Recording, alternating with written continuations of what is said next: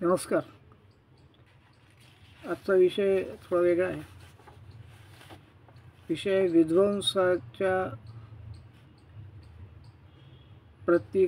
विध्वंसाचे प्रतीक साहित्य पुरस्काराला नाव. जागतिक पातळीवर सार्वत्रिक निषेध. पुरस्कार आणि राजकारण हा सगळ्या जगभर सतत चर्चेचा विषय आपल्याकडे सर्वाधिकच आहे. ते कसे का दिले जातात, कशासाठी दिले जातात, कोणाकडून दिले जातात, कोणाला दिले जातात, कोणाला टाळले जातात, हे सगळं आता आपल्याला पाठ झालेलं आहे. त्यात नाविन्य काही राहिलेलं नाही. परंतु सध्या चर्चेत असलेला जो विषय आहे तो आहे JCB नावाचा साहित्य पुरस्कार. आणि हा चर्चेत येण्याचं कारण असं आहे की या पुरस्काराच्या संबंधामध्ये तो पुरस्कार ज्या नावाने आहे ती कंपनी, त्या कंपनीचं जे उत्पादन आहे ते उत्पादन, उपकरण, त्या उपकरणाचा विध्वंसासाठी, पाडापाडीसाठी अनधिकृत पद्धतीने उपयोग करून त्याच्या आधारावर राजकारण करून त्याला राजकारणाचं प्रतीक बनवून निवडणुका जिंकण्याचं जे राजकारण या देशामध्ये बघितलं गेलं आहे गेल्या 6-7 वर्षामध्ये, त्यामुळे हा विषय या साहित्य पुरस्काराचा चर्चेत आला आहे. अन्यथा तो आपल्याला ठाऊकसुद्धा नव्हता काल परवापर्यंत. हा पुरस्कारही ठाऊक नव्हता फारसा तो काही. पण याची किंमत ही ज्ञानपीठ किंवा सरस्वती सन्मानापेक्षा खूप जास्त आहे. म्हणजे या देशातला त्याला सर्वोच्च साहित्य पुरस्कार ज्ञानपीठाच्याही पलीकडचा करण्याचं सुद्धा त्याच्यामागे नियोजन असू शकतं, असे सूर व्यक्त होत आहेत. आधी थोडंसं याचं पार्श्वभूमी बघून घेतली पाहिजे. हा 2018 पासून हा पुरस्कार सुरू आहे. दरवर्षी तो दिला जातो.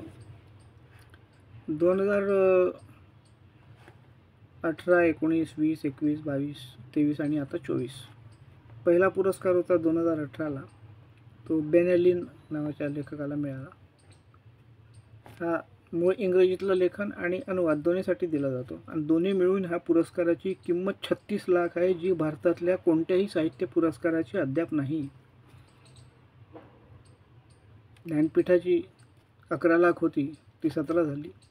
सरस्वती सन्मान 11 लाख, त्याच्या 3 पट हा साहित्य पुरस्कार. 2019 मध्ये, 2018 पासून सुरू झाला. 2019 मध्ये हा माधुरी विजय यांच्या द फार फील्डला दिला गेला. 2020 मध्ये नीता कपूर या ह्या पुरस्कार देण्याच्या साहित्य निदेशक झाल्या. त्यानंतर हा पुरस्कार 2020 मध्ये S. हरीश नावाच्या मल्याळम लेखकाला, मूळ मल्याळम लेखकाला दिला गेला. 2021 मध्ये हा कोणाला दिला गेला बघूया. 2022 मध्ये तो खालिद जावेद नावाच्या मूळ उर्दू लेखकाला दिला गेला. 23 मध्ये तो स्वतःचा मृत्यू घोषित करणारा म्हणून गाजलेला लेखक पेरुमल मुरुगन याला दिला गेला. मूळ तमिळ लेखक, अग्निपक्षी नावाचं त्याचं. आणि 2024 मध्ये तो आत्ता दिला गेलेला आहे. ते आपण बघू पुढे कोणाला आहे. हे JCB लिटरेचर फाउंडेशन नावाची ही कंपनी आहे आणि ही अर्थ मूव्हर जे असतात, प्रचंड अवजड यंत्र, पहाड तोडणारे, घरं पाडणारे, प्रार्थनास्थळ उद्ध्वस्त करणारे, अनधिकृतरित्या त्याचा वापर करून त्याच्यावर राजकारण करण्यासाठी कामी येणारे, अशी ही जी अवजड यंत्र आहेत ही आता राजकारणाचं प्रतीक व्हायला लागली आहेत. जसं चीनच्या तायनमान स्क्वेअरमध्ये पॅटर्न टँक हा प्रतीक झालं होतं, चिरडून टाकण्याचा तिथला उठाव, तसं आता इथे बुलडोझर हे प्रतीक होत आहे, नको ते चिरडून टाकण्यासाठी. असं या पत्रकातल्या लेखकांचा याचा निषेध करतानाचा सूर आहे. म्हणून हा विषय सध्या समोर आलेला आहे. ही 1979 पासून ही कंपनी ब्रिटनमधली ही आंतरराष्ट्रीय पातळीवरती काम करणारी कंपनी आहे. भारतामध्ये ती 1979 पासून तिचं काम सुरू आहे.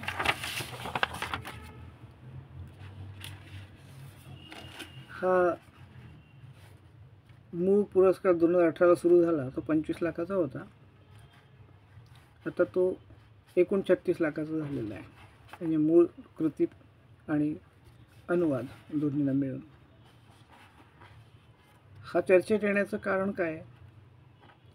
अद्याप फारसा ठाऊक नसलेला आणि या पार्श्वभूमीवर चर्चेत आलेला ते ही JCB ही मुळातली ब्रिटन कंपनी.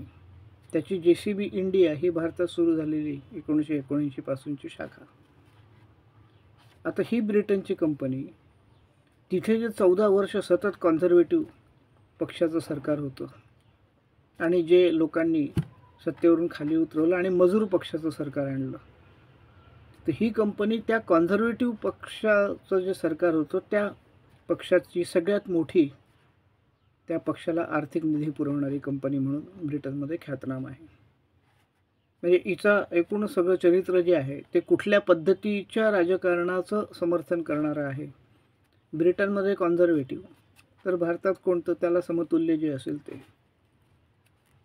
तो पक्ष 14 वर्ष सत्तेवर होता, तो अशाच आर्थिक त्याला हरवून मजूर पक्ष तिथे सत्तेवर आला. हा त्या कंपनीचा राजकारणाशी असलेला जो काही संबंध असेल, कोणाला पुरस्कृत करायचं कोणत्या कंपनी, त्यांचं स्वातंत्र्य आहे. पण ते स्वातंत्र्य कसं घेतायत ते सांगण्याचं लोकांनाही स्वातंत्र्य आहे. भारतामध्ये सध्या JCB म्हणजे बुलडोझर त्यांचा, हे सध्या शौर्याचं आणि राजकीय शौर्याचं आणि निवडणुकीत मतं मिळवण्याचं एक मोठं प्रतीक झालेलं आहे.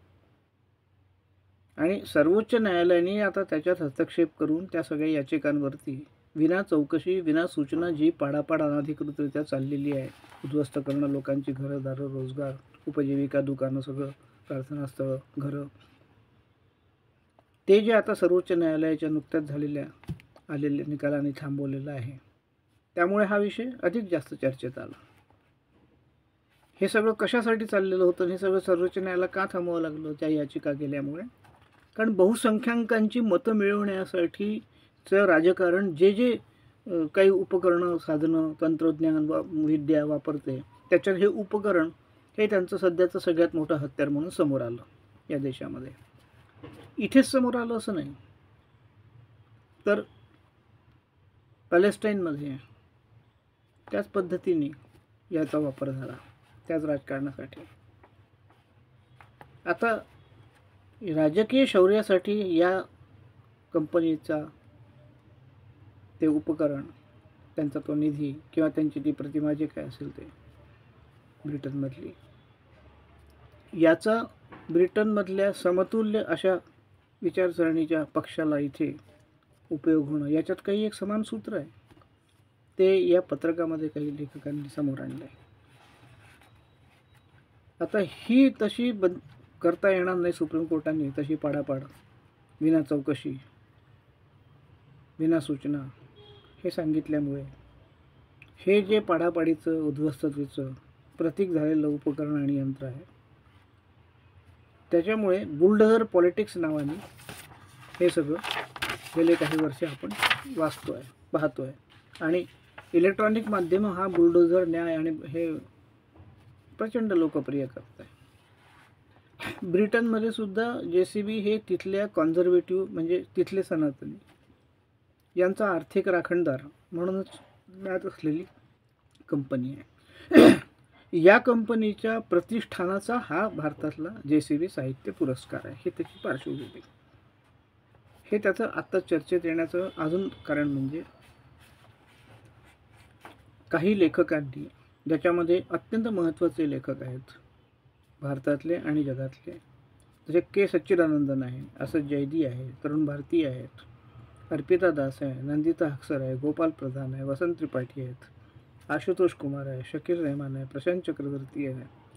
अशा भारतातल्या भिन्न भाषिक सुमारे 37 लेखक आहेत, हे प्रकाशक संपादक, आणि अनिवासी भारतीय 10 आहेत. आणि त्या व्यतिरिक्त Palestine, America, Britain, Iran, Egypt, Iraq, Scotland, Ireland, France, Canada, दक्षिण Africa, Sweden, Switzerland, Finland, Ecuador या राष्ट्रातले सुद्धा लेखक, प्रकाशक, संपादक हे सगळे यांनी हा जो साहित्य पुरस्कार आहे तो ज्यांच्या नावाचा आहे ते ज्याचं प्रतीक आहे आणि ते ज्या राजकारणासाठी आणि ज्या बहुसंख्याकवादासाठी वापरलं जात आहे या सगळ्याचा निषेध करणारं हे पत्रक काढलेलं आहे. ही सगळी मंडळी जी आहे ही लेखक आहेत, प्रकाशक आहेत, संपादक आहेत, महत्त्वाची आहेत, विचारवंत आहेत. अशा लोकांकडे दुर्लक्ष करण्याचं एक राजकारणसुद्धा फार वेगाने देशात सुरूच आहे, जगभरच सुरू आहे. त्याच्यामध्ये Germany, Pakistan, Bangladesh, Lebanon, Portugal यातले सुद्धा लेखक आहेत, संपादक आहेत, प्रकाशक आहेत. अशा जगभरातल्या मिळून सध्या सुमारे 122 नावं या पत्रकावर आहेत आणि त्यात भर पडत चालली आहे रोज. आता हे जे JCB साहित्य पुरस्कार आहे याचं मागे काय ढोंग आहे, याचं काय राजकारण आहे, याचं काय सूत्र आहे, हे त्या लेखकांनी, या सगळ्यांनी ज्यांची नावं त्या पत्रकावर आहेत त्यांनी त्या पत्रकात उघड केलेलं आहे. त्यांच्या नावानिशी ते पत्रक समूह माध्यमांवरती सध्या उपलब्ध आहे आणि त्यांनी त्यात नमूद केल्याप्रमाणे भारत, पॅलेस्टाईनसारख्या देशामध्ये लोकांच्या घरांची, प्रार्थनास्थळांची, त्यांच्या रोजगाराच्या साधनांची जी अत्यंत अनधिकृत पद्धतीने अंधाधुंद पाडापाड ते उद्ध्वस्त करणं, त्यांना विस्थापित करणं आणि त्यांचा रोजगार नाहीसा करणं आणि तो विशिष्टच समाजाच्या लोकांचा या राजकारणासाठी हे सगळं जे कामी येत आहे, त्यांच्या उपजीविकेच्या साधनांची नासधूस, त्यांचं जीवन उद्ध्वस्त होणं, या प्रकारामध्ये या कंपनीची प्रमुख भूमिका जशी ब्रिटनमध्ये कॉन्झर्वेटिव्ह पक्षाला आर्थिक निधी पुरवण्याची आहे तशी असल्याचं या पत्रकामध्ये म्हटलेलं आहे. आता या हिंसक प्रकारच्या हिंसक पद्धतीने लोकांची घरदारं उद्ध्वस्त करण्याच्या राजकारणात आणि त्याची झाकपाक करण्यात या लेखकांच्या मते या कंपनीचा मोठा सहभाग आहे आणि त्याच्यावर या पत्रकामध्ये या सगळ्यांनी टीका केलेली आहे. त्याचा निषेध करणारा हा आंतरराष्ट्रीय स्तरावरचा हा प्रयत्न आहे. या पत्रकावर मध्ये ज्यांची नावं आहेत त्यांची संख्या आता मगाशी म्हटल्याप्रमाणे वाढतच आहे. समूह माध्यमांवर सध्या उपलब्ध आहे. हे बुलडोझर न्यायाचं राजकारण भारतात आणि पॅलेस्टाईनमध्ये विशिष्टच लोकांची घरं, प्रार्थनास्थळं, दुकानं, उपजीविकेची साधनं यांची पाडापाड करण्यासाठी निर्घृणपणे वापरला जात असल्याचं या पत्रकात या लेखकांनी नमूद केलेलं आहे आणि त्याचा निषेध ही मंडळी करते आहे आणि जगाचं लक्ष त्याद्वारे या सगळ्या प्रकाराकडे वेधून घेते आहे. त्यांच्यामध्ये JCBचे एजंट आणि इस्रायलचे संरक्षण मंत्रालय यातसुद्धा काही निश्चित असा संबंध आहे त्यांचे परस्परांचे. JCB कंपनी भारतातही काश्मीरसारख्या ठिकाणीसुद्धा लोकांचं विस्थापन घडवून आणण्यास समर्थन देतं असं त्यांचं म्हणणं आहे, असं त्या पत्रकात म्हटलेलं आहे. त्यांच्या मते JCB साहित्य पुरस्काराचं वरकरणी उद्दिष्ट जे सांगितलं जात आहे, भारतीय लेखनाचा उत्सव साजरा करणे, उद्दिष्ट अशीच असतात नेहमी, अत्यंत आकर्षक असतात, गोड असतात, सुंदर असतात, दर्शनी. पण त्याच्या मागे काय सूत्र असतं ते हे लेखक समजावून सांगतात. मात्र ब्रिटन, इस्रायल, भारतासारख्या राष्ट्रामध्ये या प्रकारची अनधिकृत पाडापाड, हिंसा, उद्ध्वस्ततेचं राजकारण हे बहुसंख्याकांना आकर्षित करण्यासाठी जे चालतं त्या राजकारणासाठी हे सगळं वापरलं जातं. त्याचं समर्थन प्रत्यक्ष अप्रत्यक्षरित्या या प्रतीकांनी नावाने होत आहे. JCB कंपनीचा या राष्ट्रातल्या विकासात असलेल्या सहभागाचा जो दावा आहे तो सध्या कसा पोकळ आहे हे सुद्धा या पत्रकात या लेखकांनी स्पष्ट केलं आहे. त्यांच्या मते विनाशकारी, विध्वंसक अशा विकासाच्याच बाजूचा हा सहभाग आहे, याचा उल्लेख आहे या पत्रकामध्ये. जे 128 प्रकरणं जी नोंदल्या गेली त्यापैकी JCBचा वारंवार उपयोग या कंपनीच्या उपकरणाचा 33 प्रकरणामध्ये हा स्पष्टपणे नमूद असल्याचं त्यांनी या पत्रकात नमूद केले. मानवी जीवनाच्या विनाशाचं विध्वंसाचं प्रतीक असणारं निर्गुण राजकारण आणि त्याच्या पूर्तीसाठी या कंपनीच्या या उपकरणाचा आणि कंपनीचा प्रत्यक्ष अप्रत्यक्ष आर्थिक वा नैतिक जो काही असेल पाठिंबा समर्थन सहभाग तो या पत्रकामध्ये नोंदवण्यात आलेला आहे. आणि JCB नावाचा साहित्य पुरस्कार देऊन त्याच उपकरणाच्या ज्या नावे ते उपकरण ज्या कंपनीच्या प्रसिद्ध आहे आपली प्रतिमा उजळ करण्याचा या कंपनीचा हा जो फसवा प्रयत्न आहे त्याबद्दल ह्या लेखक संपादक प्रकाशकांच्या मते तो निंदनीय असून त्याचा ते निषेध करतायत या पत्रकाद्वारे. लोकमत समाचारचे एक माजी संपादक वरिष्ठ आणि या देशामध्ये महत्त्वाचं नाव म्हणून असलेले प्रकाश चंद्रायन यांनी या संबंधात अधिक स्पष्ट करून सांगणारी वस्तुस्थिती एक लेख लिहिलेला आहे आणि तो आकार नावाच्या एका हिंदी नियतकालिकामध्ये प्रकाशित झालेला आहे. 67 क्रमांकाच्या अंकामध्ये बुलडोझर और पुरस्कार असं त्याचं शीर्षकच आहे. या शीर्षकानं याच पार्श्वभूमीवरती त्यांनी लिहिलेला हा लेख आहे. प्रकाश चंद्रायन यांनी हे आपण त्यांचा लेख समजून घेतला की आपल्याला हे पत्रक या लेखकांनी का काढलेलं आहे आणि ते का निषेध करतायत, का त्याची निंदा करतायत, का टीका करतायत, या सगळ्या संबंधांच्या पार्श्वभूमीवर असलेल्या या साहित्य पुरस्काराच्या संबंधात त्याचं कारण अधिक स्पष्ट होतं. प्रकाश चंद्रायन यांनी त्यांच्या लेखाची सुरुवात जी केली आहे ती कमी वेतन आणि अधिक नफा कमावणारं असं जे भांडवली अर्थकारण आणि राजकारण भांडवलदारांचं त्यांची जी सांस्कृतिक धोरणं असतात आणि नीती असते ती ते आखत असतात आणि हे पुरस्कार त्यांच्या धोरणाचा भाग असतो याचा उल्लेख करतच त्यांनी लेखाची सुरुवात केली. असे कोणतेही पुरस्कार देणाऱ्या वर्गाचे त्यामागे एक निश्चित सूत्र असतं, धोरण असतं. असेच ताण म्हणून ते पुरस्कार दिले गेलेले नसतात. दृष्टी असते, नियोजनही असतं. त्यातून नेमकं काय घडावं, कारण हे सगळे व्यापारी आहेत, व्यावसायिक आहेत, निश्चित उद्दिष्टांनी काम करणारे आहेत. या पुरस्कारासाठी खर्च होणारी रक्कमसुद्धा जी आहे ती त्यांच्या प्रतिमा निर्माण करण्याच्या अर्थकारणाचा व्यवसायाचा भागच आहे, इमेज मेकिंगचा भाग आहे. यात त्यांनी या लेखामध्ये JCB साहित्य पुरस्कार यातलाच कसा आहे ते समजावून सांगितलं आहे. मूळ लेखकाला 25 लाख आणि अनुवादकाला 10 लाख अशा जवळ 35 लाख रुपये ही कंपनी देते. ती आपल्या कंपनीची प्रतिमा उजळ करण्यासाठी. ही जी विध्वंसक उपकरणाची प्रतिमा आहे, विध्वंसक राजकारणाला त्यामुळे मिळणारा जो पाठिंबा आहे ती त्या कंपनीची प्रतिमा उजळ करण्यासाठी हा पुरस्कार यांनी सुरू केला हे चंद्रायन सांगतायत. नोबेल पुरस्काराची सुद्धा कहाणी काही वेगळी नाही आहे.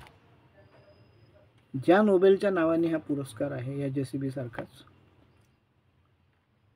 तो सुद्धा डायनामाइट उद्ध्वस्त करणारी सामुग्री निर्माण करणारी कंपनी आहे आणि ती उघड सगळ्या जगाला ठाऊक आहे. त्याच्यावर अनेकदा चर्चा होऊन गेली आहे. हाच नोबेल पुरस्कार देणाऱ्यांनी तो महात्मा गांधींना देण्याचं मात्र नाकारलं होतं. हेही प्रकाश चंद्रायन यांनी तो इतिहास आपल्या लक्षात आणून दिलेला आहे. जर इतका पवित्र आणि मंगल पुरस्कार आहे तर तो गांधींना का नाकारला गेला नोबेल? लोकांनी विचार केला पाहिजे. नोबेल या कंपनीचा जो संस्थापक अल्फ्रेड नोबेल त्याचा पायाच डायनामाइट उद्योगाचा आहे. खाणी सुरुंग लावणे, उद्ध्वस्त करणे. डायनामाइट कुठे कुठे नाही कमी येत. सगळ्या जगभर हिंसेचंच प्रतीक आहे, शेवटी ते विध्वंसाचंच प्रतीक आहे. JCB हे नाव कुठून आलं तर प्रकाश चंद्रायन यांनी त्यांच्या लेखामध्ये ते सांगितलं आहे समजावून की जोसेफ सायरिल बंपोल्ड हे त्याचं नाव आहे मालकाचं. त्याची ही अध्यक्षर आहे JCB. वर्षाला 40,000 बुलडोझर यंत्र ही कंपनी निर्माण करते आणि 125 देशामध्ये निर्यात करते. म्हणजे जगामध्ये विध्वंसाच्या उपकरणाची जशी वॉर इंडस्ट्री आहे तशी ही सुद्धा पृथ्वीचं उत्खनन करणारी, हा ग्रहगोल नष्ट करणारा जो विकास आहे तो नष्ट करण्यासाठी जी उपकरणं लागतात ती ही कंपनी बनवते. 5 प्रकारचे बुलडोझर उत्पादित करते, 25 ते 36 लाख प्रत्येकी किमतीचे. एका JCB पुरस्काराचं जे मूल्य आहे ते या 36 लाखाच्या एका बुलडोझरची किंमत आहे. त्यामुळे या कंपनीला 36 लाख खर्च करणं काहीच अवघड नाही. एक बुलडोझर 36 लाखाचा आहे. प्रकाश चंद्रायन यांनी या लेखामध्ये ही कंपनी, विध्वंसाचं हे प्रतीक आणि हा पुरस्कार याचा जो अनुबंध आहे तो अतिशय उत्तमरित्या समजावून सांगितला आहे. या कंपनीनी एक अकादमी सुद्धा काढलेली आहे. हे जे कॉर्पोरेट राजकारण आहे सगळ्या जगातलं त्याचा हा भाग आहे. प्रकाश चंद्रायन यांच्या मते प्रत्येक तंत्रज्ञानाच्या 2 बाजू असतात, जसे बुलडोझरच्याही आहेत. एक आहे विकासाचं उपकरण म्हणून अत्यंत शांत व्यवस्थित वाटणारी, आणि दुसरी त्याद्वारे शक्य त्या विध्वंसासाठी, नको त्या पाडापाडीसाठी, अनधिकृतरित्या त्याचा राजकीय वापर करण्यासाठी सुद्धा ते कामी येणं तंत्रज्ञान. आणि 2018 पासून हा वापर भारतात त्याचा असा सुरू आहे. तो वापरच बुलडोझर न्याय नावाने प्रसिद्ध झाला. माध्यमांनी हे माध्यमांनी दिलेलं नाव आहे आणि माध्यमांनी या नावाने तो लोकप्रिय केला, शौर्याचं प्रतीक केला. सर्वोच्च न्यायालयाने त्याला चपराक लगावेपर्यंत त्याच्यामुळे तो थांबला. किती काळ थांबलेला राहील सांगता येत नाही. वेगवेगळ्या पद्धतीने वेगवेगळ्या नावाने तो सुरूच राहील, ही शक्यता नाकारता येत नसते. या बुलडोझर न्यायाला शौर्याचं प्रतीक केलं गेलं आणि माध्यमांनीच ते केलं. सर्वाधिक प्रचार माध्यमांनीच केला या राजकारणाचा, आणि ते किती त्यांनी गौरव केला त्याचा, जे चाललेलं आहे त्याचा. बुलडोझर बाबा म्हणून गौरवलं त्याचा वापर करणाऱ्यांना, त्या राजकारणाच्या प्रमुखाला. त्याचा सरळ संबंध निवडणुकांचं राजकारण, बहुसंख्याकांना प्रभावित करून त्या जिंकून दाखवण्याचं शौर्य, याच्यासाठी हा सगळा अनुबंध कसा आहे हे प्रकाश चंद्रायन त्यांच्या लेखात सांगतात. हा जो बुलडोझर वाद आहे, हा बुलडोझर वादाचा या पत्रकामध्ये या 122 लेखकांनी, संपादक, प्रकाशकांनी जगभरातल्या निषेध नोंदवलेला आहे. चुकीचा की बरोबर हे आपण आपल्या विवेकाने ठरवायचं. अनेकांना तो समर्थनीय वाटेल, बुलडोझर वाद, बुलडोझर न्याय वाटतोच आहे. जग हिंसेकडे ढकलणाऱ्या विध्वंसक कृतींचं समर्थन लोकांनी केलंच आहे ना वेळोवेळी. त्या दहशतवादाविरुद्ध, म्हणजे पेरुमल मुरुगन हा लेखक आपल्याला ठाऊक झाला होता, तो त्यांनी या देशातल्या भय, दहशत, लेखकांच्या तोंडून ब्र न निघण्याचं जे वातावरण निर्माण झालं होतं त्या पार्श्वभूमीवरती स्वतःचा जो मृत्यू घोषित केला होता, त्याच्यावर आपण कविता लिहिले, लेख लिहिले, प्रचंड गौरव केला पेरुमलचा, पुस्तकं लिहिली लोकांनी त्याच्यावर. त्याच्यामुळे तो गाजलेला लेखक. प्रकाश चंद्रायन यांनी हे लक्षात आणून दिलं आहे की त्या पेरुमल मुरुगन यांनाही हा JCB साहित्य पुरस्कार देऊन जे उपकृत केल्या गेलं आणि त्यांनी तो स्वीकारला, अद्याप तो नाकारलेला नाही. प्रकाश चंद्रायन यांनी हे लक्षात आणून दिला आहे मुद्दा. सार्त्रला नोबेल पुरस्कार 1964 साली साहित्याचा जो मिळाला होता, तो अशाच कारणांसाठी सार्त्रने नाकारलेला होता.